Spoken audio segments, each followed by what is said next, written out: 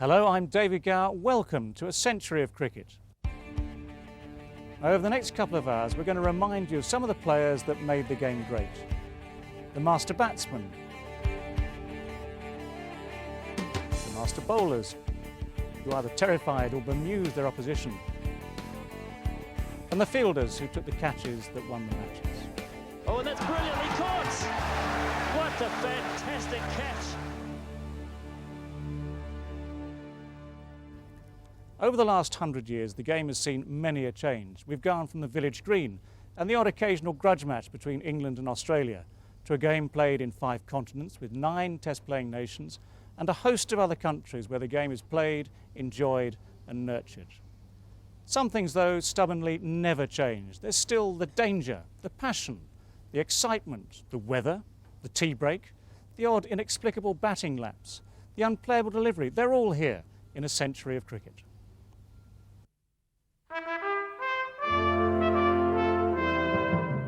Inevitably, the first moving pictures of a cricketer are those of the first legend of the game, W.G. Grace. He set many records. First to score a first-class triple century, first to score 1,000 runs in May, first to score 2,000 runs in a season, did the double of 1,000 runs and 100 wickets in a season 8 times, and he hit the first Test century in England. It was against Australia in 1880. According to a newspaper at the time, English cricket died in 1882, when Australia beat England at the Oval. Well, if that was the case, they've been fighting over the body ever since. He was still playing, though not at Test level, when the Australians toured England in 1905, a period fondly recalled by cricket historians as the Golden Age.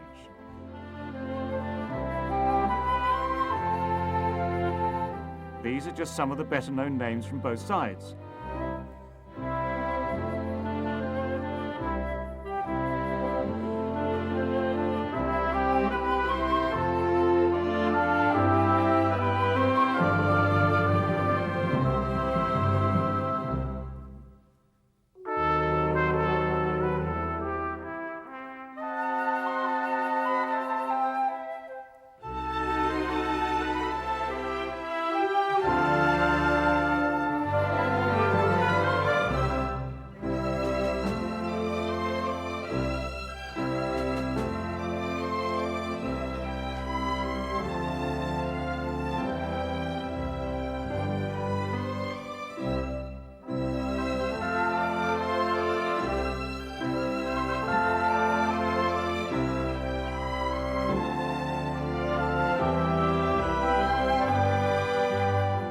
Victor Trumper awed the crowds with his batting, as did teammates Joe Darling and Clem Hill.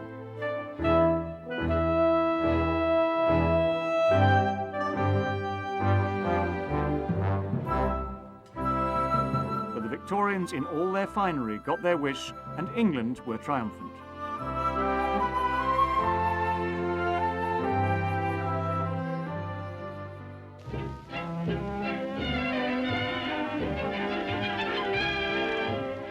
From the beginnings of cricket in the mid-18th century, it took more than 100 years to establish what became recognised as the county championship. The cricket teams arrived for a reproduction of a match played 200 years ago in the reign of George II at Sevenoaks, Kent.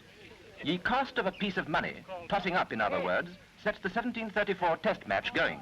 This was somewhat surprising since cricket was the only popular team game with internationally recognised laws in England. It was the #1 sport in the country. The bats are exact copies of the oldest in existence. The bowling is distinctly underhand, and controversy centres on sneaks. In 1895, Derbyshire, Essex, Hampshire, Leicestershire and Warwickshire were all given a place in the county championship. The rest joined the Minor Counties Association. Worcestershire, Northants, Glamorgan and Durham made the step up to the top division at various points over the next 100 years. With the advent of the newsreels, the great players such as Jack Hobbs became national icons. Here he is, representing the rest of England versus Kent in 1929.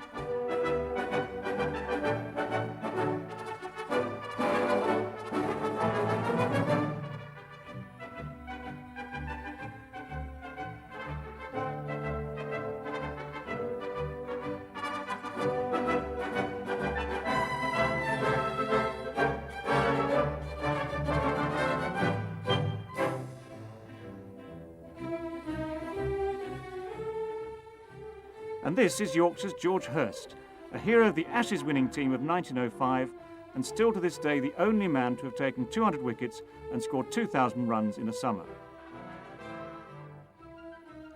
The instantly recognisable Kennington Oval is home, of course, to Surrey, seen here playing Middlesex, who are challenging Yorkshire for the honour of being the most successful county of the 1920s. With such enormous attendances, county cricket had never been so popular, and never would be again, as eventually the international game took precedence. The development of the domestic game was not, of course, restricted to England.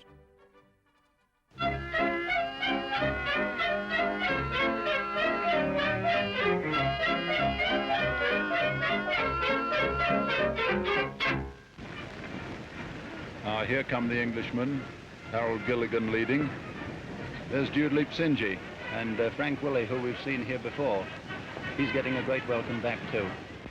Australian states have been playing competitively since the middle of the 19th century, and in 1877 an English representative side toured the country in a series of matches later to become known as the Ashes.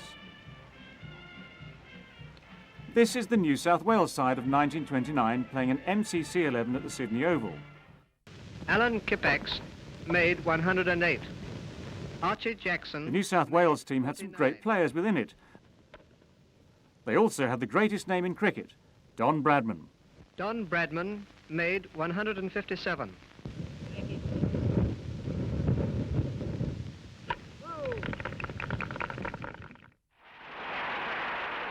England's own master batsman and the man that Bradman modelled himself on was Jack Hobbs. In 1930, he was at the end of his career, but in the first test at Trent Bridge, he opened with his most successful partner, Herbert Sutcliffe, who in this series ended up with an average of 87. England have started with our famous opening pair, Hobbs and Sutcliffe. Hobbs is batting now. He's playing very steady, you know, today. Yeah, that's a good hit. Well hit, sir. Sutcliffe is batting against Wall. In those days, there was no third umpire. Got him first ball. Well, that's too bad, isn't it? That's too bad. Every time he scores something, hardly a ball gone in this over it he hasn't scored from. But this was Bradman's series. He averaged 139, a test record, That's his 200. Well done. including the then highest score in a test match, 334 at Headingley in the third test. He made 309 of them in one day, still a test record.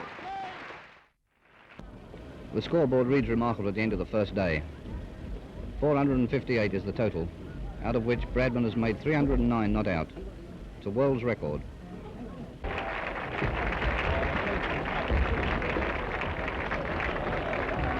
They're all surrounding him and patting him on the back. Hello. Hello. Hello. How are you enjoying your trip to England? Oh, having a great time, thanks. That's the idea. We're just having a wonderful time. The people are treating us so well that we're wondering we don't like going back home hardly enough. It's a wonderful time. But we find we're having a good deal of trouble with the weather. I don't think it's been a good summer. It's been dull, rainy most of the time. In fact, we've only had about one decent month all the time we've been here. And that was about the second month after we arrived. Then, of course, with the dull weather, it makes cricket much harder. We're used to a very bright light, middle of summer, the hot weather. And when you get on these dull conditions, it makes it very awkward for you to see the ball. I suppose it's all right when you get used to it, but for a start it's very awkward. And then, of course, the wickets, too, are not too good at the commencement. And being so different to our own, we feel all at sea for a little while, but now we're gradually getting accustomed to them and we're finding our feet a lot better.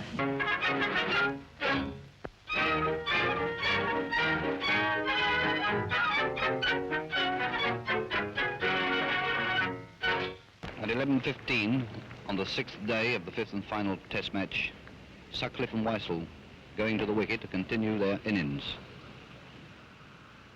Weissel being 6 not out and Sutcliffe 8 not out. The series was all square going into the final test at the Oval. Ball's turning a bit. It's a blank day yesterday. Heavy rain stopped play. Fairfax bowling to Sutcliffe. And despite heroics from Sutcliffe, who scored 161 and 54, England lost by an innings with Bradman scoring 232. Hammond playing Hornibrook. He's out, he's out. Caught second slip, Australia have won the Ashes of 1930. By an innings. Woodfall has been collared around the front of the pavilion.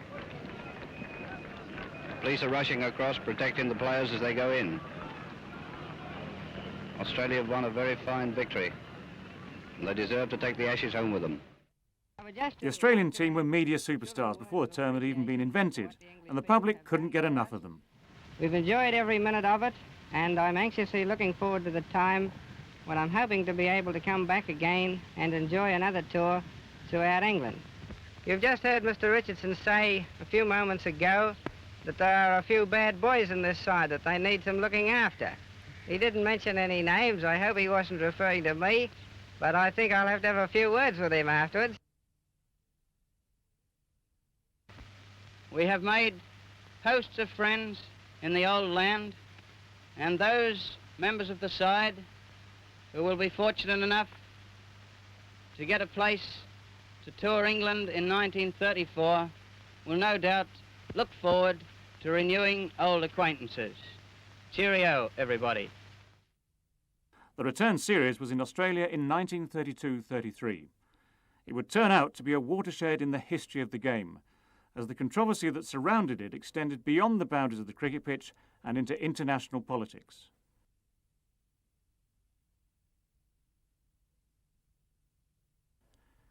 Cricket down under wasn't restricted to the Australians. The New Zealand team had entered Test cricket in the 1929-30 series against Australia, but they were nothing like as strong as the Aussies. Second morning, Hammond, 48 not out. There's his 50, I think, yes. He's got 2 to leg. A beautiful hook shot.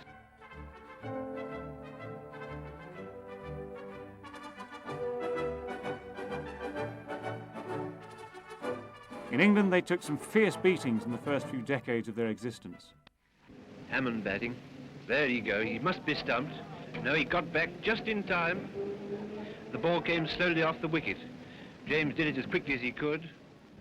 As Wally Hammond was only out once in his 2-match series, his average was 563. It remains a Test match record.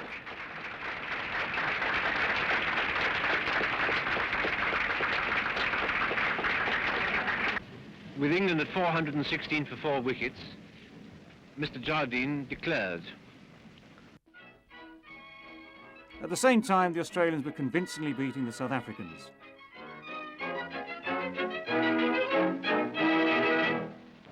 We are enjoying our stay in Australia very much indeed. Wherever we've been, everybody seems to have been very good and kind to us. The average age of the side is 25, and they're all very keen young fellows. We hope they will do well, and I think they will. Here come the New South Wales team in their match against South Africa. Bert Oldfield is the captain. They'd begun playing against each other in 1902. In the 1930s, Australia were dominant when in 2 series they won 9 matches and drew 1. Cameron taking the strike from Amos.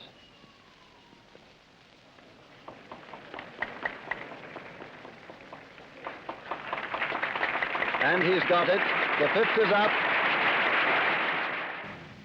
At these annual cricket classes for schoolboys, the fundamental principles of the game are taught. English cricket, at least with regards to Australia, was on the back foot.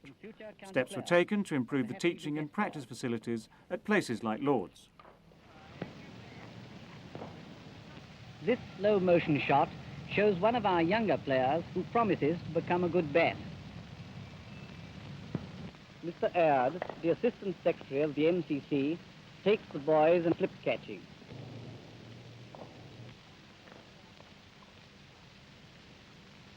Mr. Walter Brearley, the famous Lancashire and England fast bowler, coaches the boys in bowling. It's all right, only this is where you were wrong. You ought to have your left foot there, you see.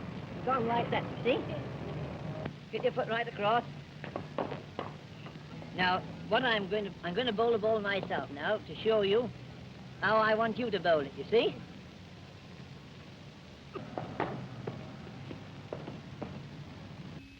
His Majesty the King at Lord's, where he greets the English team and the All India 11 during their only Test match to be played this year.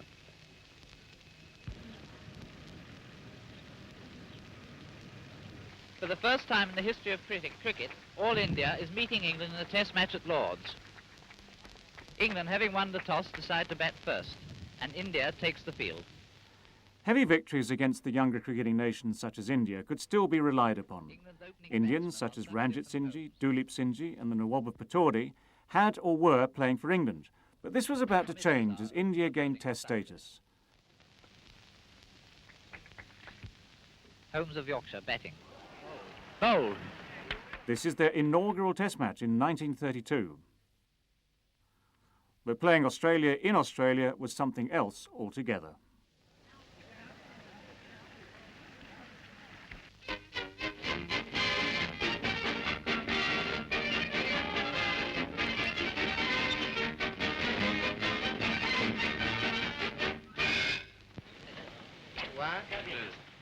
Douglas Jardine was the captain of the England side. He was shortly to become the most despised man in Australia. Verity, is it all right? How do you do? Painter? Mitchell? How do you do? Mr. Leyland? How do you do? Mr. Larwood? How do you do? Mr. Hammond? How do you do? Duckworth? Bowes? Mr. Brown? Mr. Ames? How do you do? Mr. Allen? First whistle has just gone. We've had a wonderful send-off at St. Pancras and all the way down the line. When we get to Australia, we shan't forget the good wishes of those who've been kind enough to come and see us off. And we hope that we will do as they hope we will do and return with the Ashes. Larwood is faster today than ever. And this in order to stop Bradman from scoring, he had decided to use a technique which had been prevalent in county cricket for some time, namely leg theory, or what the Australians termed bodyline. Falls a victim when he has only scored 8. Here's an explanation of the technique provided at the time. This leg theory or bodyline bowling has been going on for years. Fred Root, for instance, of Worcestershire, he's bowled this all the time I've known since the war. The difference, as far as I can understand, in this type now, being used by Larwood and Vose, is that they are so much faster off the pitch that the batsmen have to move quicker on their feet to make an effective shot. Now you see the position of the leg theory. The field is actually placed on the leg side as the ordinary bowler bowling the off theory would have his field on the offside. The bowler's aim is to make the batsman play the ball into the net of fieldsmen clustered on his leg side, who are eagerly awaiting the chance of a catch.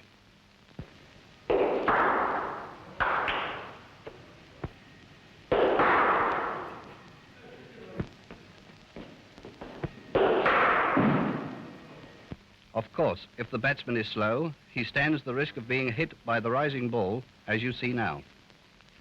With the score at 22, Woodfull falls to a catch at the wicket by Ames off Bose, and Australia's troubles commence.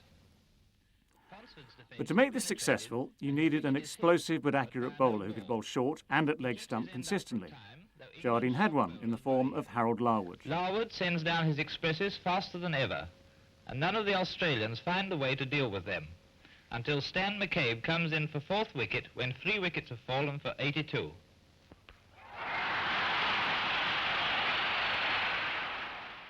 Bradman missed the first test through illness, and England won it.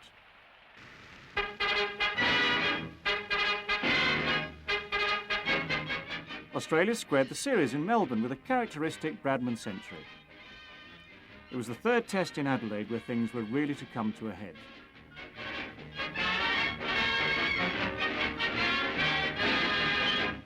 It was at this point in the game that Woodfull was unfortunately struck on the heart by a ball from Larwood which got up.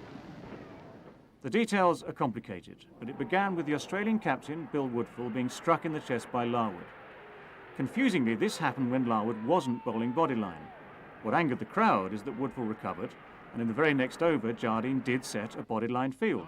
with Larwood given instructions to bowl to it. Woodfull is then struck by a succession of deliveries until he's out for 22.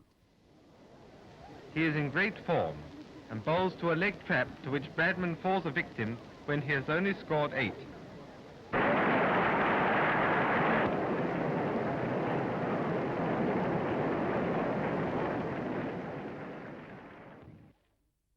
Here is a good view of the field set for a leg trap. The umpire scrutinises every delivery of Larwood's for a no ball. Australia are not in a very happy position, and with Woodfull out, after pluckily continuing his innings, 4 wickets are down for 51. None of the Australians seem able to deal with the leg theory bowling, with the exception of Ponsford, who is pulling the game round for his side.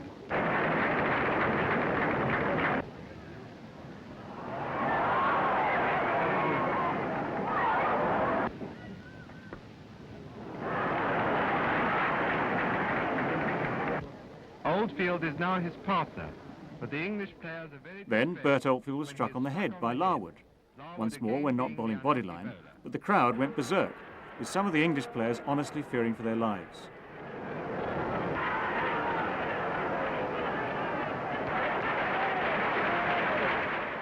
Meanwhile, a dazed and bruised Woodfull is on the treatment table saying there's only one team playing cricket out there. Unfortunate incidents.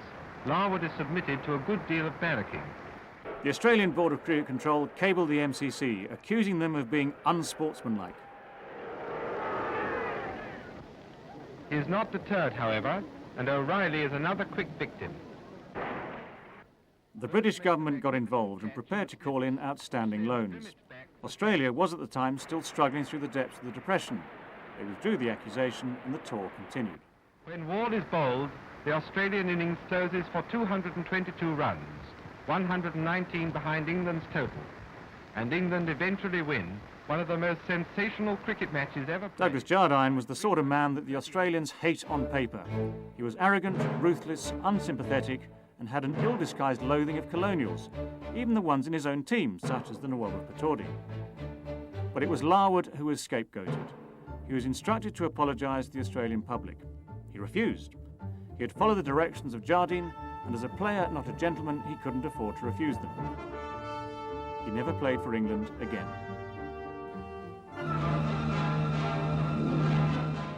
The final irony being that after 20 years as a virtual recluse in Manchester, he was sought out by Jack Fingleton, an old adversary from the Bodyline tour, and he was persuaded to move to Australia, which he did, and it's where he died. He was one of the greatest fast bowlers England ever produced. Now he's been welcomed to Australia by Jack Fingleton, former Test opponent, and a bit camera shy apparently. You're going to do some newspaper work and broadcasting work, aren't you? That's been decided. Yes, and this time I'm sitting on the fence, Jack. Outside the fence, not on the fence. That's That's the best part to sit on. You know, I've never seen a test match yet. I convey to you, Captain Jardine, and all the members of your victorious team, a most hearty welcome to the homeland.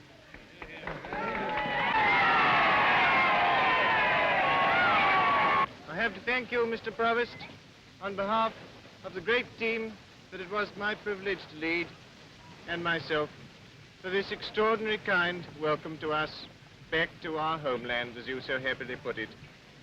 Thank you very much, sir.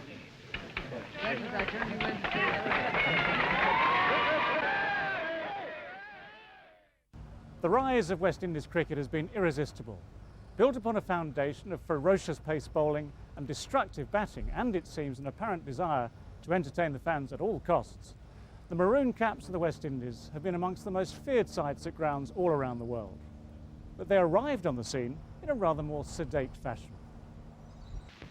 I would like to introduce to you the members of the West Indies cricket team. We have a long tour... The first West Indian party had toured England in 1900, and they've been regular visitors ever since. At least one of the test matches. So in 1933, England won 2-0 at home, despite the fact that Leary Constantine experimented with the bodyline attack, and that they had one of the finest batsmen in the world playing for them. Great interest attached to the performance of George Headley, who has been described as the Black Bradman. He averaged 66 on this tour.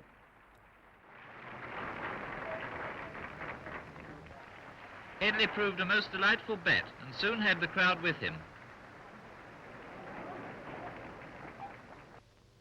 Although limping from an ankle strain, he compiled 13 and 50 when runs were scarce.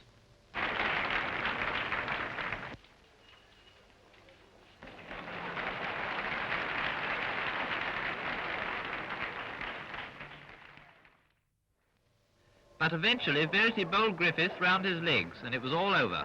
England winning by an innings and 27 runs in the first test. They would have to wait 17 years to score a first series win in England.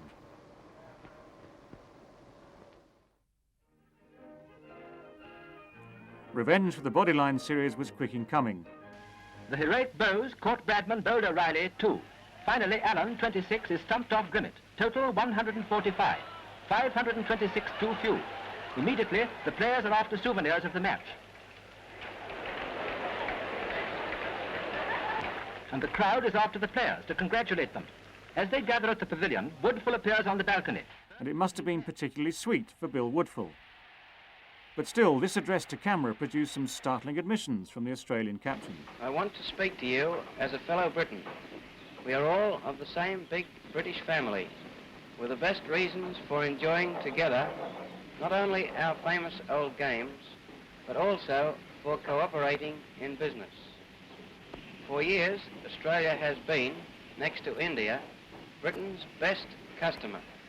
And our anxiety is that you, our kith and kin, shall increase our power to buy your goods by purchasing the excellent sultanas, butter, eggs, canned peaches, and other products which Australia can now supply at such reasonable cost. Not only are Australian products good, the money you pay for them is spent by Australia on British goods, the result being more prosperity and less unemployment. Hard to imagine Steve Ward doing something similar today. England's other hero, Wally Hammond. He nearly played the South Africans single-handed. In 1935, previously unfancied South Africa had gained a first series win in England by winning the first match and then drawing all the rest. Perhaps this accounts for the commentators' mood. Rain stops play and the umpires are delighted. Rain is really an order from the MCC so that the spectators can go somewhere else and enjoy themselves.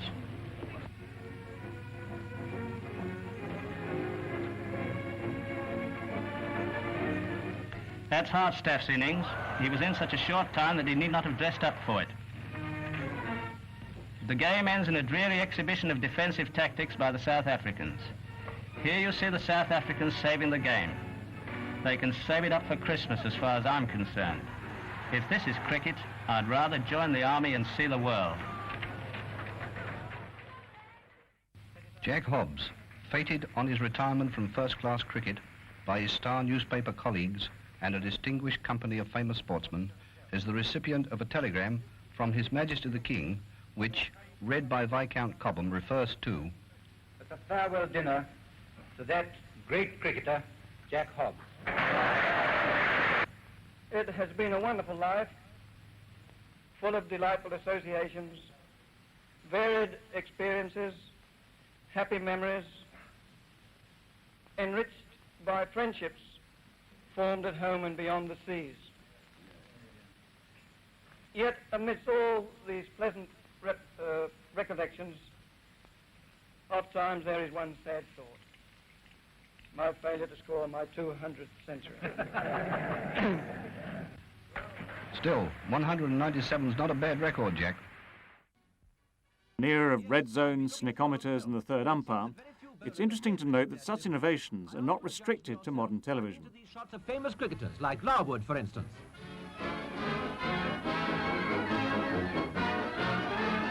Or take the case of Allen, and imagine that you're the umpire wearing slow-motion spectacles.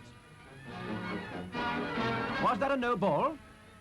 Is O'Reilly's delivery in accordance with the rules? Watch his foot as the ball leaves his hand. Now, Fons. On Saturday, we shall be at Lord's to see the Australians playing the MCC and hope to be able to throw more light on the no-ball controversy then. When crowds such as these gather in Sydney's Hyde Park, they've got fever, test match fever. And during the MCC tours in Australia, they're able to follow the game ball by ball on huge display boards. When the tours are in England, Australians expect the same service from the radio stations. Since atmospherics are liable to affect reception, cables have been called in to assist radio.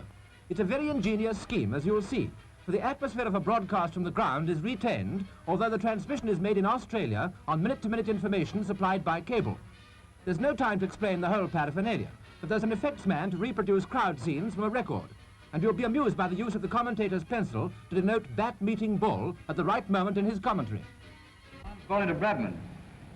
It's a short ball. Bradman moves back and pulls fiercely past square leg. Hutton running around from deep fine leg has no chance as the ball goes under the ropes for another 4. That's 4 more to Bradman, taking his score to 97, a typical Bradman shot, giving the fieldsman no chance of saving the boundary. Now Ames throws the ball back to Farnes. Farnes turns, runs in, ball into Bradman. This ball well pitched, Bradman moves forward, drives. Cotton at cover tries to cut it off, but is beaten by the pace of the ball, and it races away for another 4. Very ingenious, isn't it? In 1938, Australia retained the Ashes once more. Attention is chiefly focused, of course, on Don Bradman. He's said to be in tip-top form, and all England wonders how he's to be dismissed at the tests. All England except 16-year-old Paul Brooks, on the staff at Lord's. In this reconstruction of his now famous ball, we see how it can be done. Afterwards, he tells Movietone all about it. What does it feel like to bowl out Don Bradman? Well, naturally, I feel very excited over it. Not many people have bowled Mr. Bradman out in the nets. And how long have you been on the staff up here? Just a year, and I came up here as a batsman, not as a bowler. But there was a high point for English fans when Len Hutton broke Bradman's record test score with 364 at the Oval. Test score. Here's the historic stroke that does it.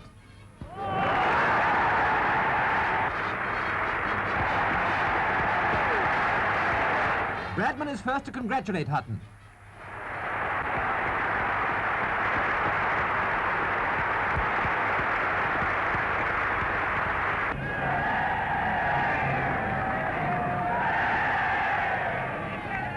What a day for the 22-year-old Yorkshireman, who goes on to make 364 before being sent back. England's total of 903 for 7 remained the highest test score for nearly 50 years. I think it's been one of the happiest days of my cricketing career. I managed to beat Don's great record, and I must say I felt very pleased when I'd achieved it. And that's really all, for I don't suppose you want to see the 9 Australians' 2 brief innings. As you know, England win by an innings and 579 runs amid the usual scenes of enthusiasm. But the last laugh is Australia's. They have the Ashes. In 1939, England toured South Africa. It was a tour that featured the timeless test in Durban.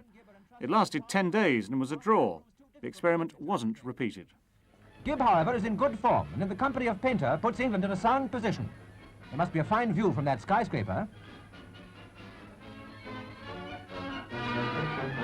Davies, one of South Africa's fast bowlers, keeps up a steady attack, but the left-handed Lancashireman goes on to make his 100. Hutton, though not fit enough to play, is there to watch, and after a second wicket stand of 184, he sees Gibb miss a century in his first test by 7 runs. Hammond only stays at the wicket to make 24. A lively knock by Ames adds 42. He seems to have got his eye in for the second test, by the way. And the day ends at 326 for 6. As you know, the result was a draw. The scene of battle, you observe, is very like any test match anywhere. Those present at Lord's included Major Allen, Lieutenant Peter Smith, Major Holmes, Sergeant Major Gover and Sergeant Evans, sportsmen in uniform taking a brief holiday. Here's Flight Lieutenant Ames and Squadron Leader Edrich, DFC, and the 2 majors. This was August Bank Holiday 1942 at Lord's, where thousands of workers spent a few well-deserved hours of rest watching Middlesex and Essex play Kent and Surrey. Allen bowling to Fishlock. The Second World War, of course, interrupted and indeed finished many careers. But that isn't to say that cricket wasn't played. Nichols bowling to Ames, who made 34. Nichols gets a wicket, Parker's.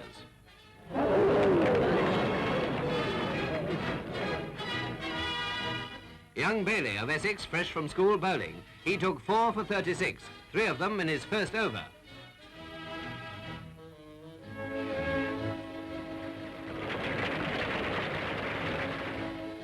Evans of Kent batting and reaching his half-century. Uniforms take a holiday, and the spectators are much more alarmed by a few spots of rain than they used to be by an air raid siren.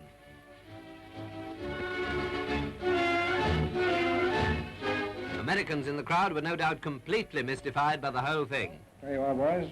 There's the good old English game of cricket. Oh, it's been very interesting. Thanks a lot. But why not come out and see some of our good American baseball? How about that, George? Sure, I think it's a fine idea. Thank you very much. It took some years for England to regain their form after the war, except that is for Dennis Compton. In 1947, against South Africa, he scored 753 runs in 5 tests at an average of 94.12. That summer, he scored 3,816 runs in total, including 18 centuries. More runs and more centuries than anyone before or since. Greatest triumphs to put him on the short list of the all-time great in cricket. The headline names in sport and entertainment meet to honour one from their midst. Richard Attenborough, here with Victor Barner, represents films. Pretty Maureen Gardner, now Mrs. Dyson, athletics. And Joyce Gardner, here with Jack Crump, is the billiards queen. Health Minister Anarin Bevan is there to speak about the king of them all, picked by the fans, Britain's Sportsman of the Year, Dennis Compton. He's pleasant, he's obviously popular, and he's brave. Because only a brave man could submit himself to the tests of the cricket field and the football field and the ballot box. And I can assure Dennis that when he goes in for the ballot, he's on the stickiest wicket he has ever selected. For the second year running, the sport's highest honour goes to that gay cavalier of bat and ball, the man who more than any other has kept up Britain's sporting glories, Dennis Compton.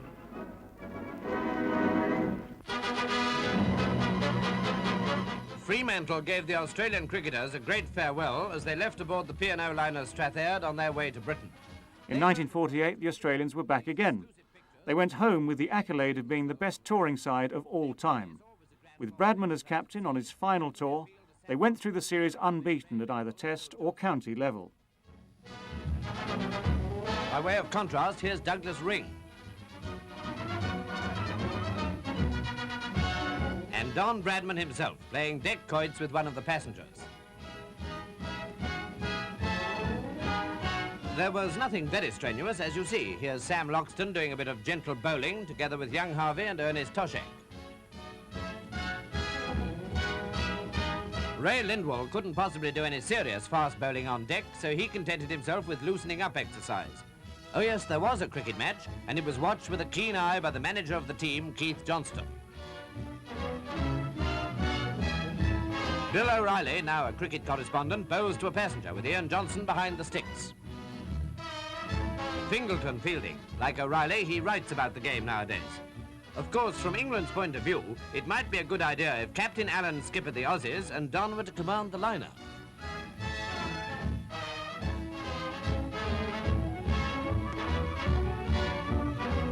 As the Strathaired neared Southampton, Hassett, Miller and Ring, like the rest of the team, were keenly looking across at the English coastline. Here are Johnson, Talon, Harvey, Loxton and McCool. McCool, I'm afraid, found it a bit chilly, but let's hope we have a summer like last year's. The Australian team of 17 is the biggest ever sent from the Commonwealth, and only 4 of them have been here previously for tests. Naturally, there was a large crowd to give them a warm welcome, with press and newsreel men very much on the spot. A number of short speeches were made, and this is what Don Bradman had to say. We are very glad indeed. In fact, I cannot tell you how delighted we are to be back in England once again. We're very anxious to get on shore and get on with the business. When Bradman and Yardley inspected the oval pitch, it didn't look too good, but certainly no one could have guessed what was going to happen on the first day of the last test, nor indeed was the wicket really responsible. England's innings was just a procession back to the pavilion.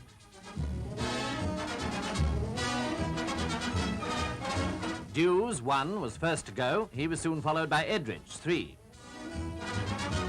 Then Compton, 4. Krapp, 0. Yardley, 7. Watkins, 0. Evans, 1. Bedser, naught.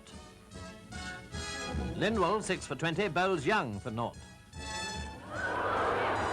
England's record low total was naturally a sensation, but it was not the only surprise of the match.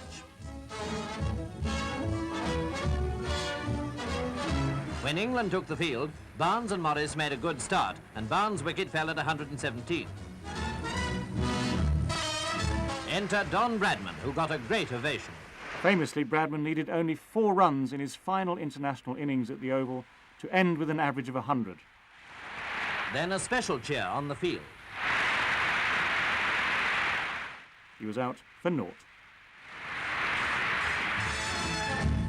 Hollis bowling and Don playing perhaps his last test innings here. The second bowler, Googly, got him.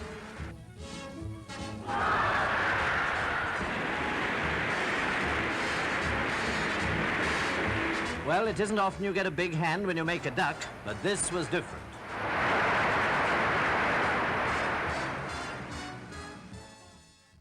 Even the English crowds, who he'd tormented for years, found it hard to say goodbye. It must have been almost embarrassing for that great cricketer, but it must have been a very happy moment too.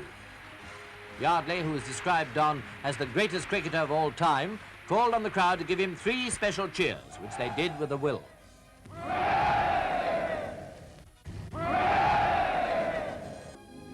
At the Aussies' farewell luncheon, held in the Savoy Hotel, London, a magnificent silver bowl was presented to Don Bradman by Lord Gowrie, MCC President, who handed it to him on behalf of subscribers from all over the country.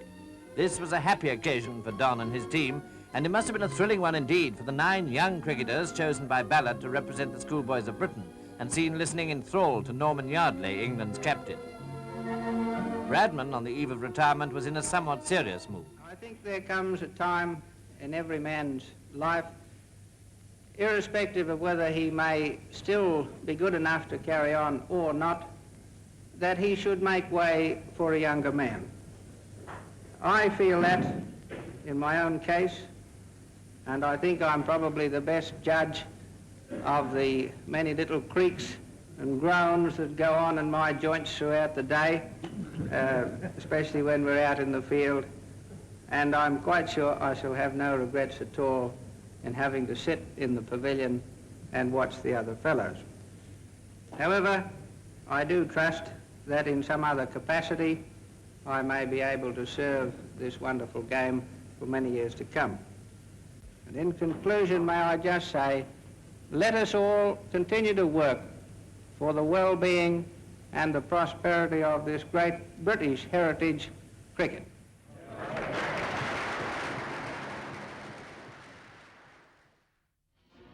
All-rounder Jerry Gomez, peeling off 2 sweaters, expressed the West Indian cricketers' very wise distrust of our weather. In 1950, the West Indies gained their first series win in England.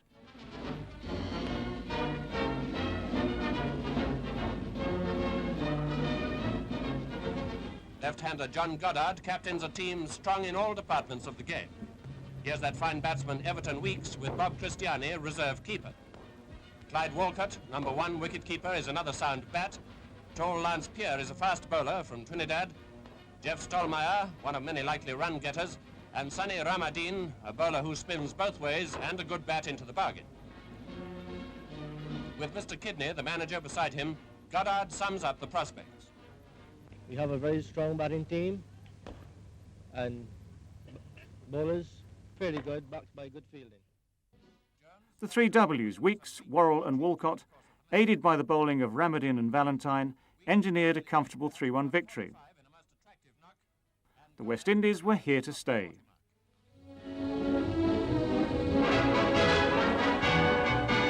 Ray, Christiani and Williams are 3 more members of a strong team. Some say it's the strongest ever to come from the West Indies. Lance Pierre is one of their 3 fast bowlers. And Ramadeen, slow spinner, who took 5 for 28. In 1953, with Bradman gone, and for the first time since the Bodyline tour, England won back the Ashes. Were there when Hutton spun the coin and Hassett called correctly. This was bad luck for England, who had to take the field.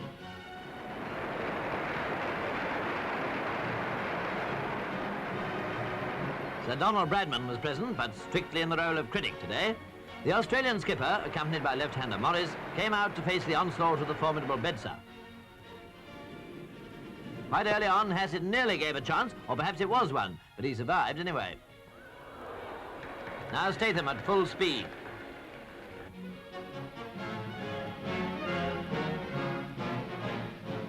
Hassett scores to leg, and England's former captain Brown fields the ball.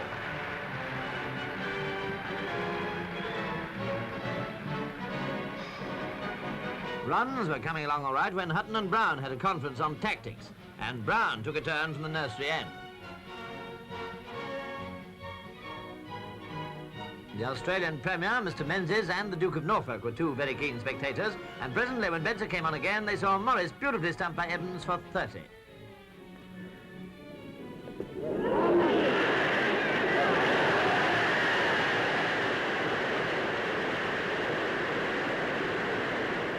Harvey followed him at the wicket with the score 1 for 65. Bedser got him LBW later when he'd scored 59.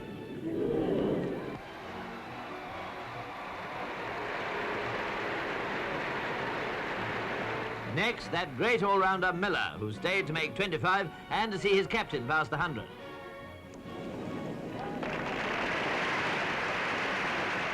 And then, bad luck for Hassett, a leg strain soon afterwards forced him to retire for the time being.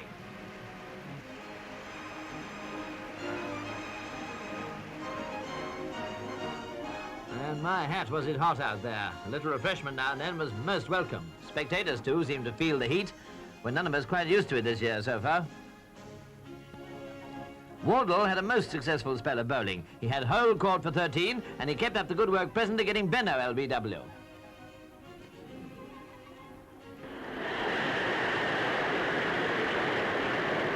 And he got another wicket before the end of the day, no less a man than Miller.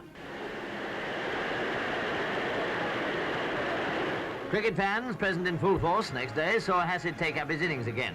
And after adding 3 to his score, he was out off Bedser, caught Bailey. Lindwall gave Hutton a sharp one close in.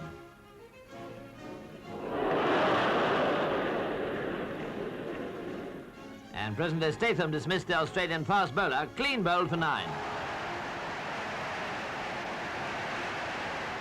Bad luck seemed to be dogging Hutton. First he got a nasty crack on the elbow, later damaged the thumb and had to leave the field. Now Brown took over the captaincy. Full marks go to Davidson for his knock of 76, and Langley was nicely caught by Watson off Bedser. The Australians finished up with a total of 346. The final test, being a 6-day affair, meant that your really keen cricket fan got to the Oval early and came well equipped to stay there to the very end.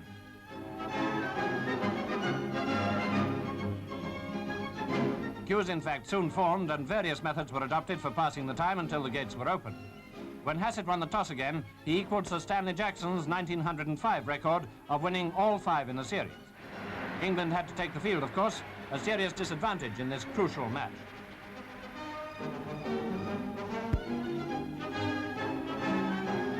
Edridge, too, played a sterling innings. But with his score at 37, May was out to a fine catch by Davidson.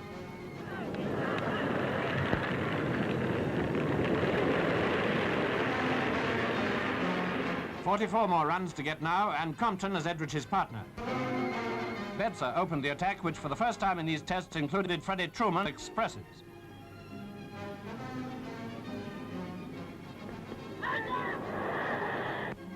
But once again, it was Bedser who got Morris out after he'd made 16. Then Bailey got a very useful wicket, that great batsman Miller being LBW for only 1 run.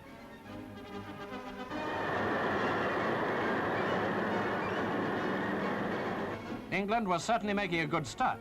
Presently, the Australian captain was sent back just after passing his half-century. Harvey stayed to reach 36 before being caught by Hutton off Truman. Godfrey Evans was in fine form, one of his 4 catches behind the sticks accounting for De Courcy. Hole was another of his dismissals off Truman's bowling. Alec Bedser got his 39th wicket of the series, beating Morris Tate's long-standing record when he dismissed Archer.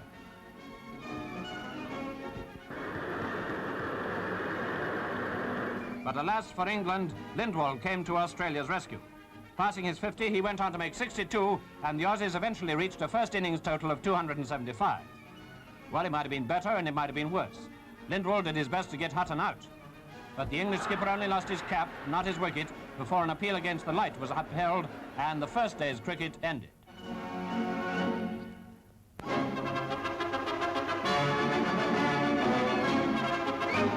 When the Australians came out to field on what proved to be the last day of the final test, the Oval was crowded with spectators hoping to see May and Edridge stay till 132 was on the ball.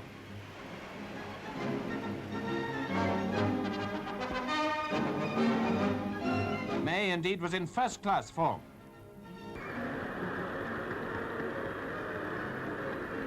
Slowly but surely the score mounted. It was by no means going. The Aussies certainly weren't handing those ashes back on a plate after 20 years. Then, near the end, Hassett put himself on to bowl. Morris bowled from the other end, and here it comes, a 4 by... Dennis Compton had the honour of hitting the winning runs, and the crowd predictably went mad. It had been a long 20 years. As the crowds poured onto the ground, police had a hard job in keeping them off the wicket itself.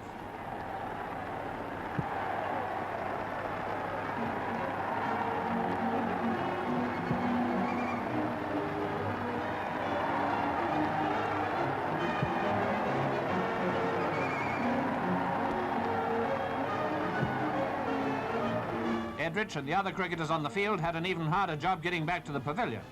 It certainly was a big moment in cricket history. The crowd shouted for Len Hutton, and with members of his team he appeared on a balcony. Then Hassett joined them and pretended to throw down his blazer. Speeches were called for, and first Hutton obliged. I must say how happy and thrilled I feel about it all today.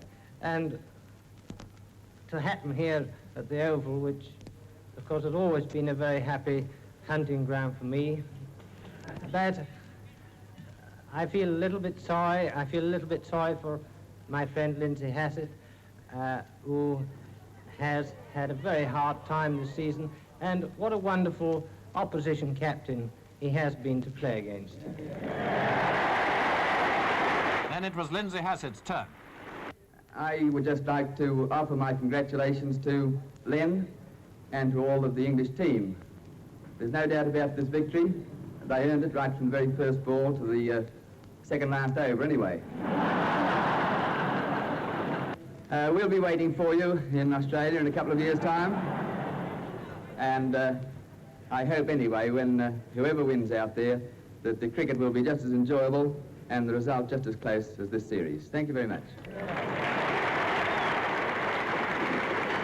It was indeed a famous English victory.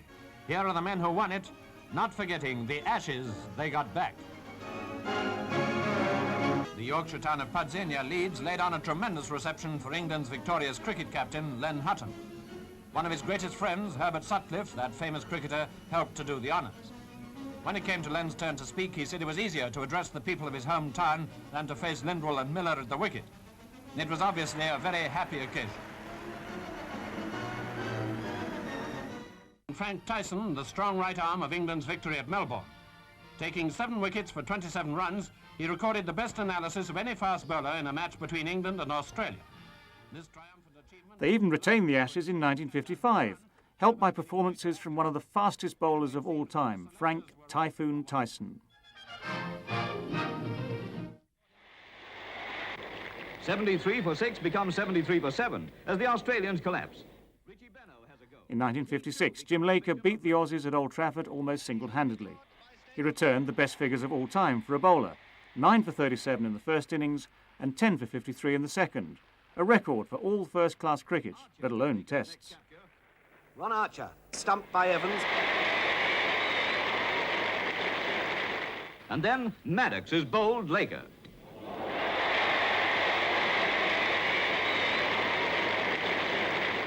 "84 for 9, with Laker bowling himself into cricket history. And he makes sure of it by bowling Ian Johnson, and so takes 9 wickets for 37 runs, something no Englishman has ever done before against Australia. And as Australia follow on, Laker is at it again. Victim number 6 is Archer, Court Oakman, Bold Laker. Oakman. All this time, MacDonald is batting well, but when he's hit 89, he too becomes Bold Laker. 7 wickets so far to Laker, and now it's Benno, Bold Laker. He's bowled him. 198 for 8, and all 8 Bold Laker. And 20 minutes later, Linville too falls to the leg trap, Bold Laker. He caught him, is he? Is he out? No. Yes, he's out. He's given out, waiting for the appeal. Can Laker get all 10? That's the question everyone's asking as he bowls to Maddox. He's out. 10 wickets to Laker. And it's Australia, Bold Laker. He's taken all 10 Australian wickets, a feat never done before in any test match anywhere. It's the sporting performance of the year.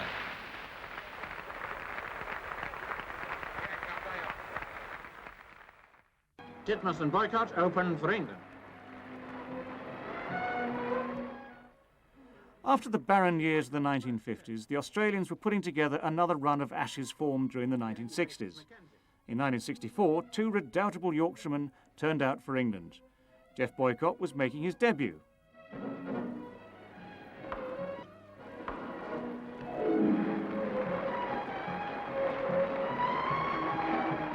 And Freddie Truman was searching for his 300th wicket, successfully as it turned out. Hawke 14, facing Truman. That's it, he's on! Truman's got it, 300 test wickets!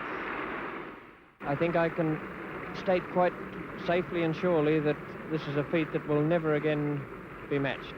No one will ever take 300 wickets in Test cricket again, and not certainly in my lifetime, probably in anyone else's either.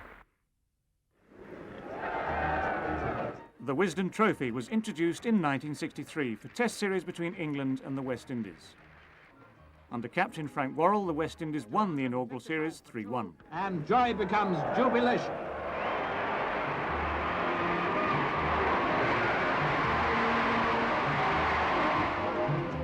The Oval can never have known a scene like this. Victory in the series by 3 matches to 1 confirmed the West Indies as the most powerful side in the world.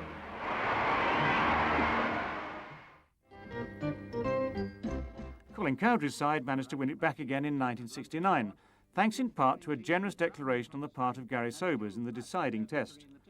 But since losing it again in 1973, no England captain has touched it since, until recently, but more of that later. The 1970s was the beginning of a rich era for Caribbean cricket. Under the inspirational captaincy of Clive Lloyd, they became the most successful and the most feared team in the world.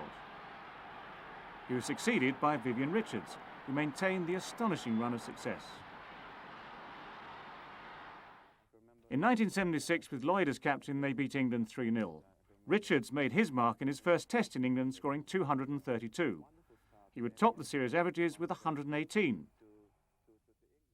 Now, the true connoisseur of cricket just enjoys the exquisite elegance of that well-timed cover drive, or the sheer beauty of the late cut. They don't just come to see the ball battered round the park, do they?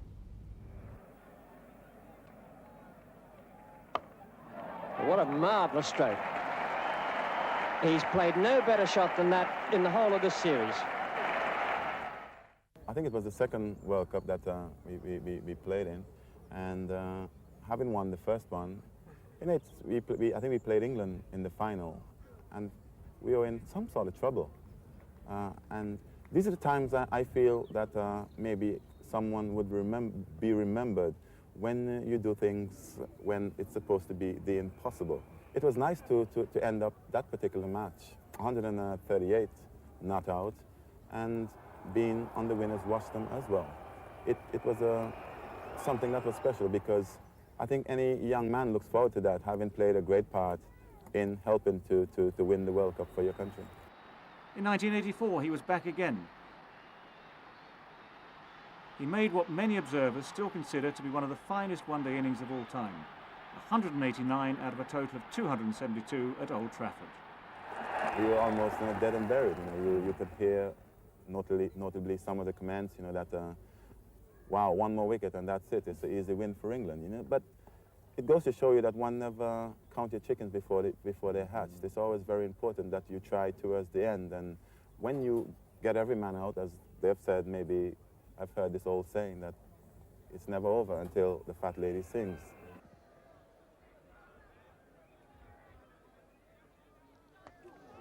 Not shot again. Absolutely magnificent. Straight six this time. And again to a ball pitching outside the leg stump. A couple of steps away and just put it exactly where he wanted it. Straight for six. We're really seeing something here, I can tell you. A short one, attempted bouncer, and that's put away in great style again for 4 more. And one feels a shade sorry for the bowlers, I must say. It's almost impossible to bowl to this man when he's in this frame of mind. Oh, that's a real cracker of a shot. Soared away into the far distance there, right smack into the middle of the crowd. So 150 goes on the board for Viv Richards, holding down the wicket to shake him by the hand. Tremendous performance, 4 sixes, 15 fours, and he's scored up more than a run a ball. He's only had 147 balls. I waited my time. I never took over until I was actually 35 years of age. And it was a pleasure doing it at that time because I had learned a lot. And it was a time, you know, that I felt that one needed, even though you may play a lot of cricket and you're being around a lot of cricketers and things like that, you think that you know everything, but no one ever knows everything. The England team was well aware that Richards had failed to register a century in this series. His average of 44.2 represented something of a failure by the great man's own standards. He didn't wait long to show that it was all about to change. As captain, he smashed the fastest century of all time at his home ground in Antigua. John Embry suffering there, and then the first of half a dozen sixes as Ellison sees a perfectly respectable delivery dispatched from the middle of the bat. Once more, England were on the receiving end.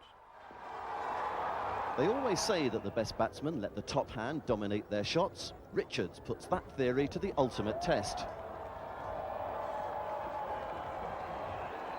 Graham Gooch could have perhaps chosen a more diplomatic moment to offer a plan to Botham, who seemed to be suggesting that Gooch's best hope of taking a catch might be to go to the region of row E, seat 26. He settles for 3 men in the arc between long off and deep extra cover. And then he bowls a slow half volley outside leg stump, and that too goes for 6.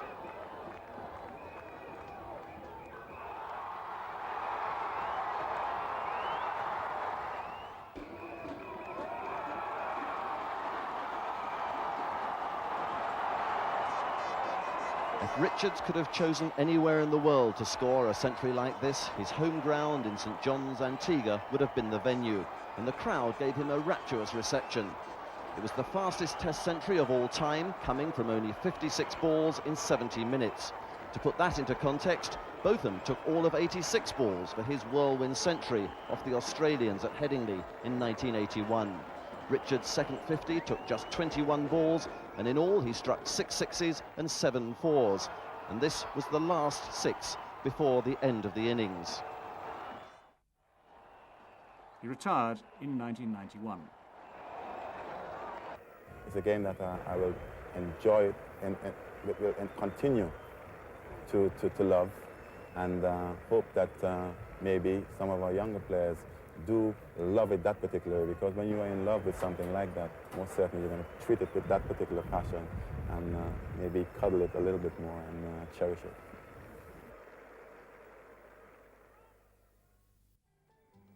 The West Indies have had an extraordinary and unbroken succession of fast bowlers since the 1960s. Here are just a few of the finest. Colin Croft has done it for them. And that's played missed. He's asking yes, and Brian Close is gone. Garner coming in now to complete his 10th over. And his ball. And 3 wickets have gone down in rapid succession. So poor Wayne Larkins out first ball, clean bowl by Joel Garner. And he's bowled him too. And Garner's having a ball out there.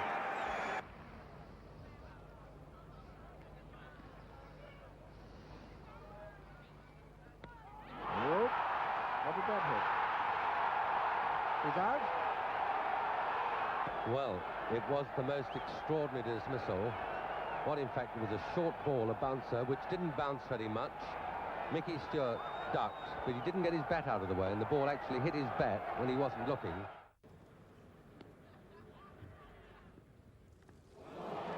Played on, but bowled him. And that was a lovely example of variation by Malcolm Marshall, deciding to float that one at some speed, of course, well up to Graham Gooch. Fancied with full-length cover drive inside edge off stump. Lloyd still persevering at that far end with Holding. And he's played it on. And another wicket for Michael Holding. Alan Knott just after completing his 50. A little unfortunate there, got into position nicely. Holding's reputation was secured in Barbados in 1981 with the so-called greatest over of all time. And not for Jeff Boycott, it wasn't. Every ticket had been sold, but the local Barbadians, who hadn't managed to get one, were determined not to miss the second day's play. West Indies were all up for 265, not an enormous total by their standards. But it looked big enough as Michael Holding bowled the best over I've ever seen.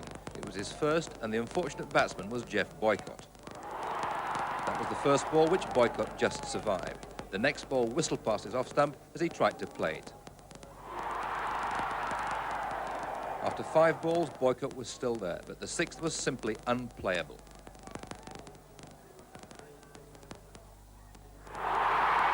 Boycott out for a day. The most prized wicket had been taken. The over went mad. Boycott rates Holding the fastest bowler in the world, and he hasn't changed his mind after this morning. England was 6 for 1. In 1993-4, Curtly Ambrose secured his own legend in Trinidad. Very close first ball. I think it was a pretty good delivery, actually, to get first up, obviously fairly out. That's just one of those things. I don't think I played it especially badly, just unlucky. First runs for England. Oh, trouble here, trouble. This is absolute disaster for England.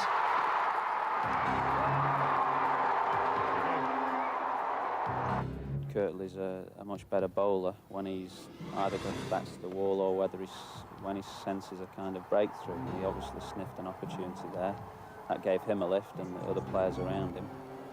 Obviously it has a psychologically downing effect on the England dressing room. But, you know, you hope that players are strong enough for technique and temperament to come through that. And on that occasion we weren't. Curtly Ambrose knows it's out. With the present English players, and for quite some time, they put their front foot away down, and then they can't get it back. You know, so I would think that they'll have to look at their techniques. The coaches will have to start looking at the players and try and start teaching them line and length, and to move initiatively, particularly to the rail quicks, back. That's gone. 6 out. An unbelievable collapse here.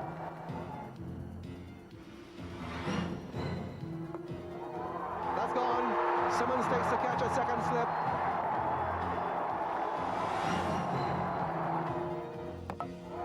And that's it.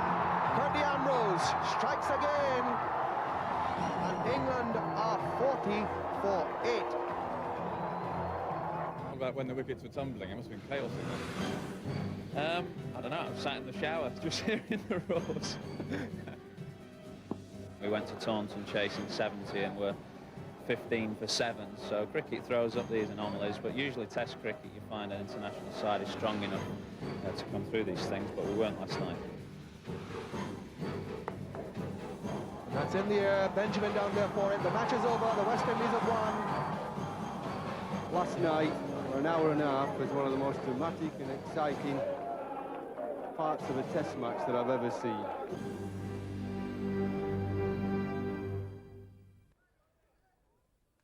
Curtly Ambrose's strike partner, Courtney Walsh, is now the world's highest wicket taker with 483.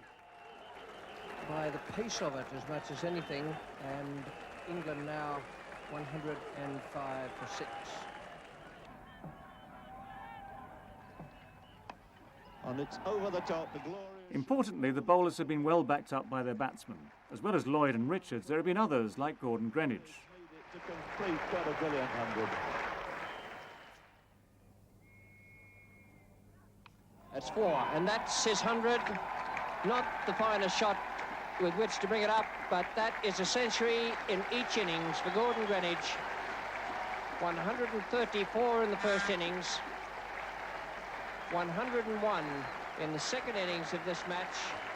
It's the first time any player has scored a century in each innings of a test match on this ground. Greenidge's opening partner was no slouch either, Desmond Haynes. So that's quite a safe shot, and a very good one as well. Could have had an outfield and it wouldn't have mattered too much. But it's rocketed away over the top into that West Indian section.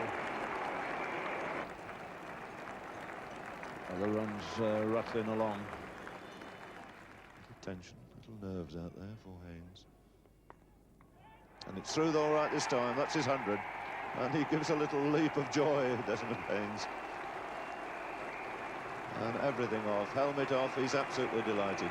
He's quite an emotional cricketer, Haynes. Burst into tears when he was run out up at Trent Bridge, and he's over the moon now. More recently, it's been Brian Lara who's been the supreme batsman of the Caribbean.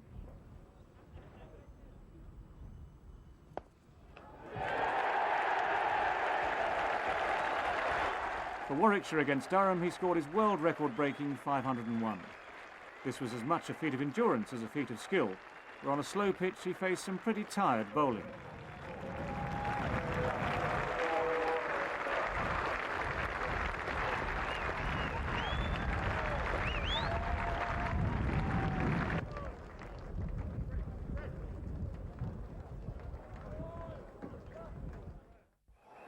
His 375, the highest score in Test cricket, was of a very different order. And what emotions going through Gary Sobers' mind? Gary Sobers had been the genius of his generation, and for me, he is certainly one of the immortals. In 1958 in Jamaica, he scored 365 against Pakistan. It was his maiden Test 100 and the highest score in Test cricket, beating Hutton's 364 of 20 years earlier. He's also remembered for his 6 sixes against Glamorgan and the unfortunate Malcolm Nash. And he's done it! He's done it! And my goodness, it's gone way down to Swansea. 6 on the trot. 36 in 1 over. They must be mixed emotions for Sobers. Now he was in Antigua to witness Lara take his record. Beautiful cover drive. Through for 4.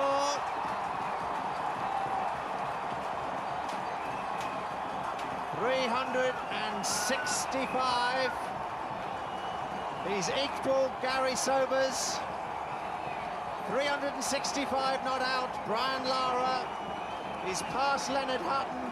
Hutton made 364 at the Oval in 1938 against Australia. He's gone past that now, and he's level on equal standing with Gary Sobers. Sobers is down on the boundary edge, waiting for Lara to score his next run. The field is set. Everybody but third man and long leg is saving the single. Here comes Chris Lewis to Brian Lara. He's gone for the pole, and there it is. Brian Lara's done it. The ball rockets into the boundary fence. The new world record holder is Brian Charles Lara of Trinidad and Tobago. What a moment for Trinidad and Tobago and West Indies cricket. Absolutely brilliant. Well, Gary Sobers set his record on March the 1st, 1958. And today at 11:46, Brian Charles Lara is the new world record holder. He's the newest holder of the highest individual innings total in Test match cricket. And here now is Massey bowling again to Snow. Lara's career has been brilliant. He's proved it over time. Others have made their name with extraordinary one-off performances. One of these is Bob Massey, who made an amazing debut for Australia in 1972. Australian teammate takes the final catch, makes the final dismissal of the innings, and England were all out for 272. And look at the jubilation on Bob Massey's face. That's real pleasure, isn't it? An entirely unspoilt young cricketer playing in his first Test match at the home of cricket. But he wasn't finished yet.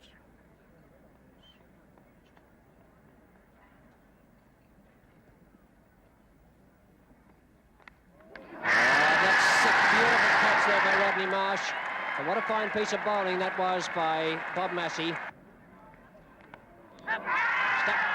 Stackpole or Greg Chappell. It's Greg Chappell. And it's gone. Caught out first slip. And that's it. Alan Knott's gone the same way as the rest. It's out. Stackpole at second slip. They're asking and he's gone. He's on a hat-trick. He's out. Edwards has caught him behind square leg. It was a good, authentic stroke. And Bob Massey now has become the first Australian cricketer ever to take 15 wickets in a Test match. The last man to get to be dismissed was John Price. You can see him here to Massey pushing the in-swinger away, the outside edge. Bob Massey cut from the field by players and spectators. 8 for 53 in the second innings, following 8 for 84 in the first. A total of 60.1 overs, 16 maidens, and he took 16 wickets for 137. But Massey only played 5 more tests after having been brutally dealt with by the West Indies batsmen the following winter. Another who appeared from nowhere was England's David Steele. In 1975, he won the Sports Personality of the Year award. A year before, few outside his county, Northamptonshire, would have recognised him.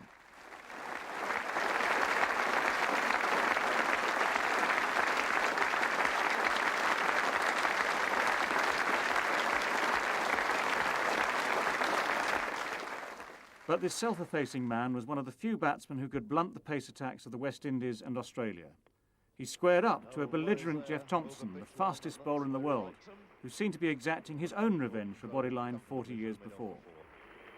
Well, it happens so very often to the bowler. There's a difficult chance dropped and the next one's put away for 4. That's put away a short one. Very short indeed. Turner will cut that off. And Steele adds 2 more.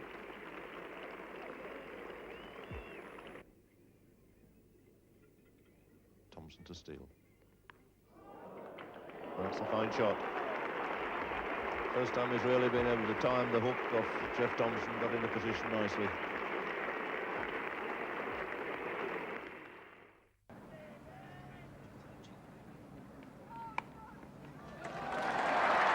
And 4 runs, no third man. Chappell having pulled up the extra man into the slip cordon.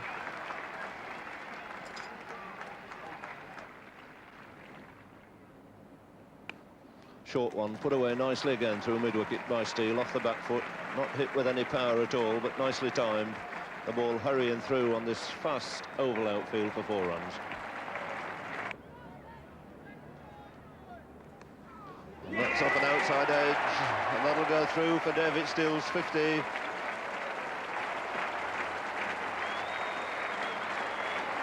And what a great performance by this cricketer from Northampton.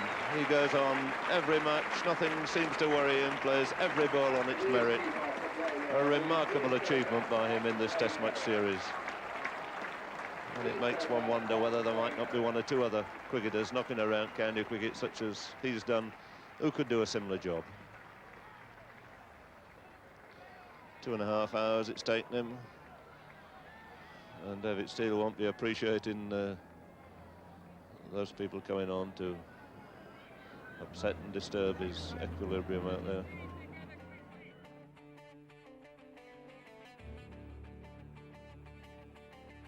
A more permanent solution to England's batting problems of the late 70s was found in Somerset, Ian Botham.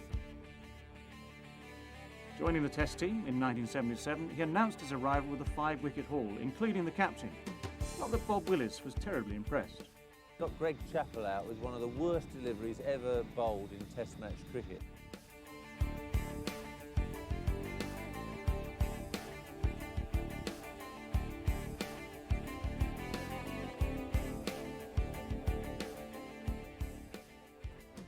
He set record after record, but it wasn't so much the figures he returned with both bat and ball, it was the style in which they were achieved. Belligerent and unrelenting with an uncanny knack for the timely and dramatic, all topped off with attitude. And that takes Ian Botham to 4,000 runs in Test match cricket.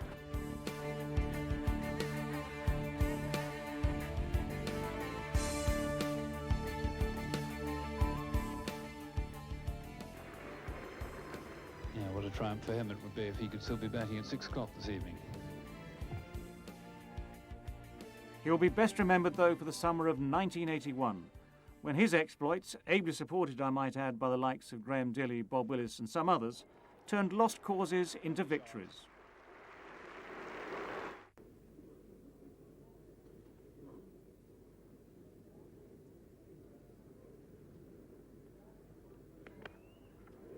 And that's, again, beautifully timed. It was backward a square, but it's 4 runs nonetheless.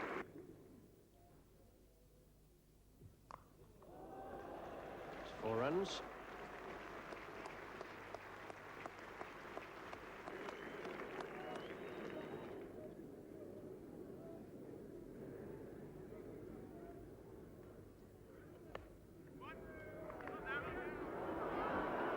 Overthrows. Going for 4.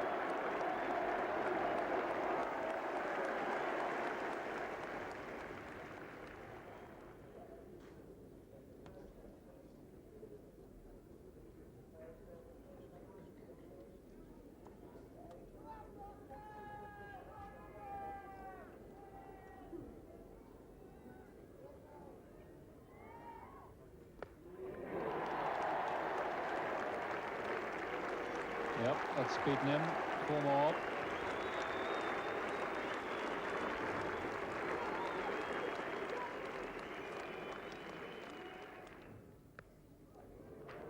Oh, beautiful stroke. Beautiful stroke. And if the other one was unorthodox, that was a classic cut. And that'll be 4 more.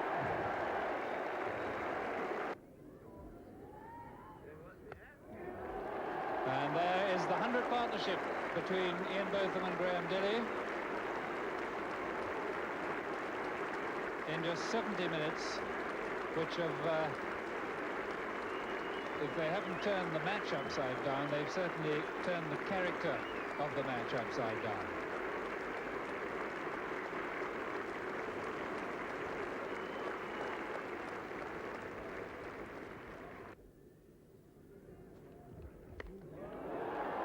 They're looking for that, let alone chasing it.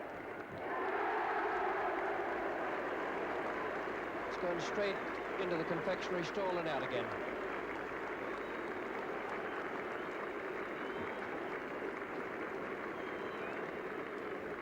A beautiful hit. What a wonderful follow through. Only one slip now.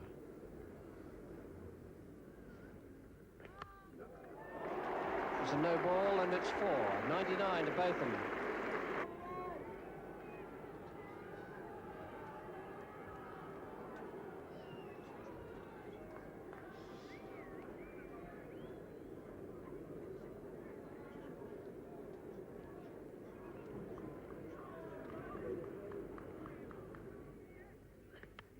Safely away for 4. That's a splendid 100. A great innings by Ian Botham. 50 in the first innings, a century in the second, and 6 wickets. A marvellous all-round performance to match some of the others he's produced for England.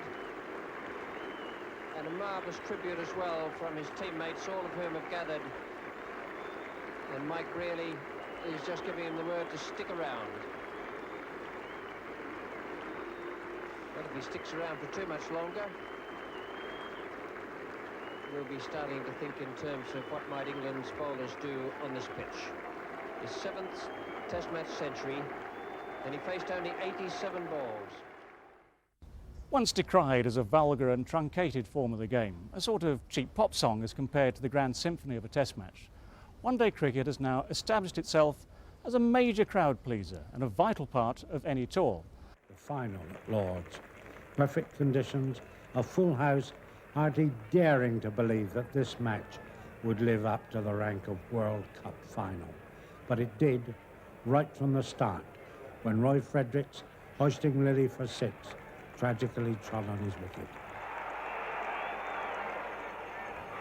Yet even that made the perfect setting for the entry of the man who's played some of the most lazily spectacular innings of recent years, the West Indian captain, Clive Lloyd.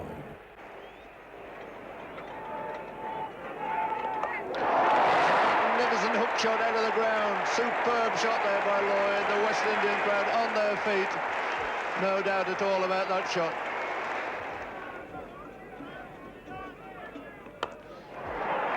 What a great shot. What a great shot. Stood still almost and hammered it away through mid-off for 4.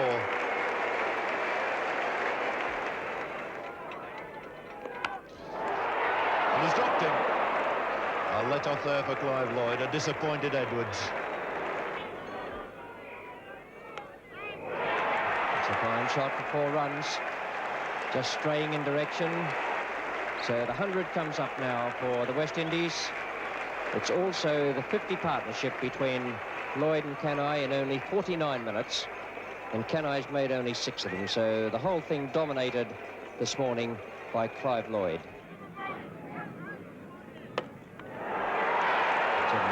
Straight down the ground, landing just inside the boundary.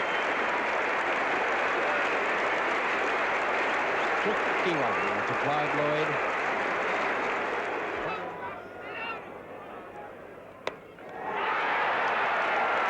In the air, but quite safe.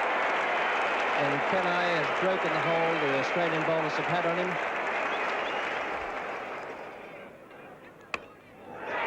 Ross Edwards is coming round under that, and he's put it down. Great shot again. Still a little bit too much over-pitched from Greg Chappell, and 4 more runs. Lillee is the man coming in under that, and he's put it down as well. 3 chances dropped by the Australians, all of them difficult. And that's hoisted away into the grandstand balcony. A tremendous blow by Clive Lloyd.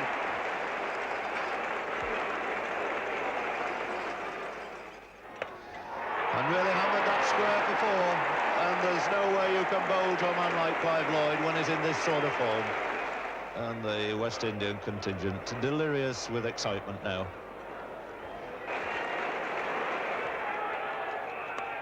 He got it in no uncertain terms. Beautiful flashing cover drive, typical of the man. The bat raised, the crowd on their feet, and what a delightful exhibition this has been by Clive Lloyd.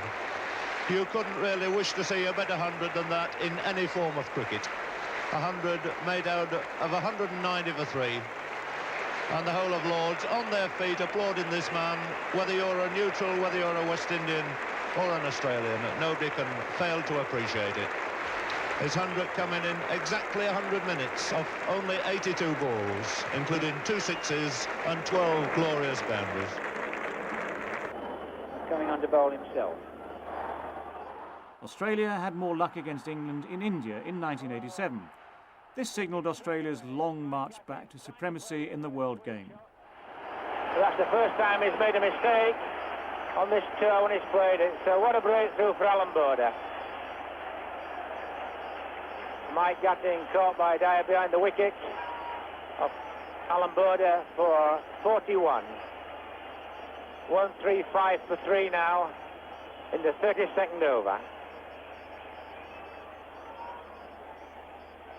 Well, what can you say? Captain against captain, we said, and there goes one of them. What a way to go. First ball, there it is. pitching too far outside his leg stump. 3 balls left, and you don't have to be a betting man to fancy Australia now. Well, you've only got to look at the wides and no balls handed over by England. Australia gave some overthrows back, but really some of the England batsmen will look at the final decisive margin and just wonder how they got out, why they got out, when they got out. That's one-day cricket. Australia now on the verge. Just a single.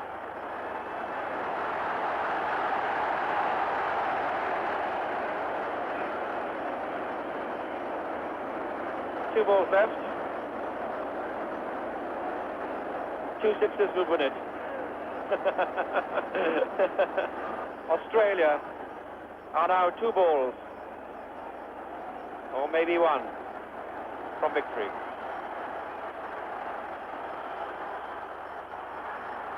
It's along the ground. It'll be another single. That's going to be it. They must have the last ball. It might be a no ball. You might have a wide. You never know what's going to come. Just had 4 of his teammates go to him and suggest that a no ball wouldn't be a good idea. Anything other than a no ball or a wide will do. Let him hit you for 6.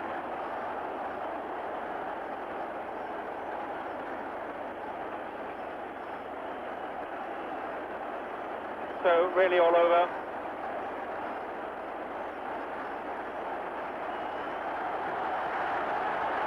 What a cheer. Nodal effort by Foster. His job's bowling, not batting. Picked up on the deep cover boundary by Valletta. They take 2 and listen to the acclaim to be cheered by 90,000 spectators at Eden Gardens, Calcutta, and take your first World Cup. That is Australia's joy and England's misery. Well, not sure if misery is the right word, because this match has been played in tremendous spirit. Great friendship and rivalry between these teams, but the caption says it all. Australia wins the Lions Cup. If there's one area in the world where the game is akin to a religion, it's the subcontinent of Asia. The enthusiasm and commitment of the crowds alone bring an unrivaled atmosphere to every match throughout India, Pakistan, Sri Lanka, and now Bangladesh. In 1995, Australia were beaten by Sri Lanka in the final. This victory confirmed their arrival among cricket's elite nations. Another 4 to Aravinda de Silva.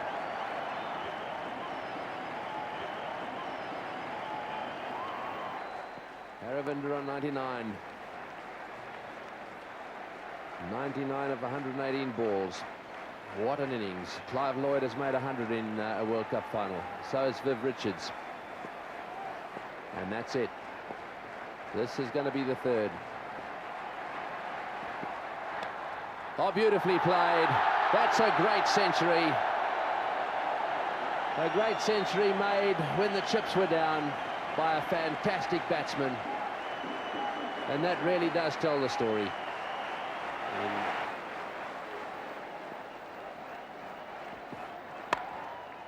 Through the field, that'll go all the way too. A magnificent shot, all the way to the fence, through the covers.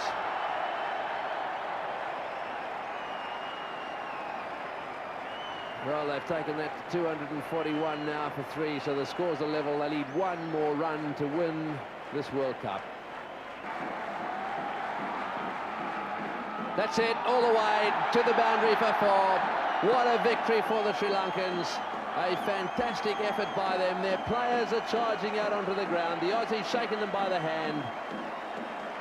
Little Murali Dhirann's arrived. What a year it's been for him. Distraught at one end of his season, and here he is now in the winning team. They've taken out the World Cup. Nor are they just a one-day side. They recently shattered a host of test records in the first test against India in Colombo. Sanat Jayasuriya, seen here reaching his 300, was partnered by Roshan Mahanama in adding 576 for the 2nd wicket. Easily the record partnership in test match cricket.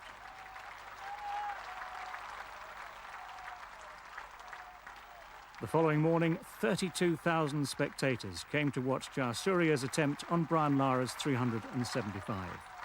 Mahanama finished with 225, and in the next over, Jayasuriya went for 340. Still the fourth highest individual score in Test match history. They went on to make 952 for 6, Aravinda de Silva also making 100, and thereby overtook England's 903 for 7 declared against Australia at the Oval in 1938, at the top of the list of highest scores.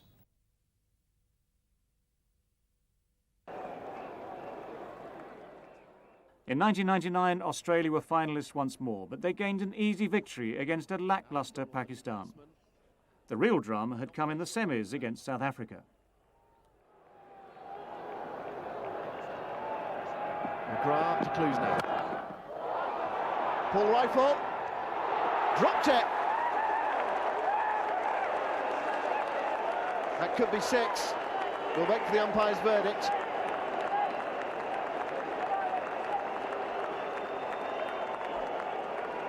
Well, how much drama can you get in an over? This will give us an indication. Straight through the hands. And over the ropes for 6.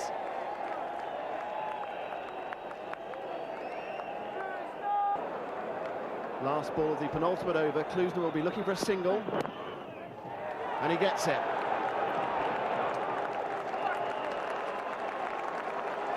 .205 for 9. 9 needed off the last over for a place in the World Cup final.